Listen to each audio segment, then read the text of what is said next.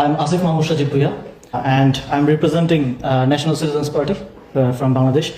I'm the spokesperson of the party. Before joining the party, I served as a minister of the transitional government led by Dr. Mohammad Yunus, and I was in charge of local government division at the time.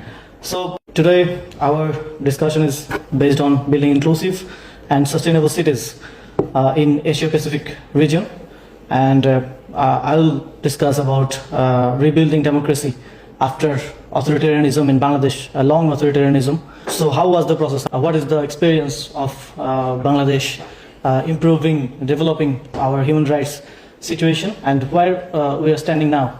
It's important to know and discuss. So before speaking about my country, I would like to pay my deepest respect to the spirit of the May 18 Gwangju Uprising, a movement that laid the foundation of democracy in South Korea. As I walked through the May 18 archives and the National Cemetery during the Human Rights Tour organized by this forum, I felt an overwhelming sense of familiarity. It reminded me deeply of our own July uprising of 2024 in Bangladesh, a mass uprising in which around 1,400 people lost their lives, demanding dignity, justice, and democratic rights. On the 5th of August 2024, Sheikh Hasina fled the country in the face of that resistance, and we formed a transitional government under Nobel Peace Laureate Professor Mohammad Yunus.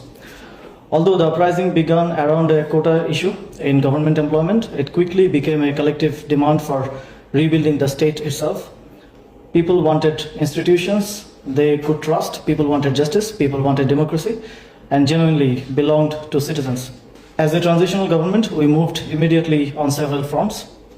On accountability and human rights, we initiated legal process regarding the killings during the uprising, established a fact-finding commission on enforced disappearance, which revealed that more than 4,000 people had been victims over the years, and signed the International Convention for the protection of all persons from enforced disappearance. We also allowed the Office of UN High Commissioner for Human Rights to establish a mission in Bangladesh after years of restriction.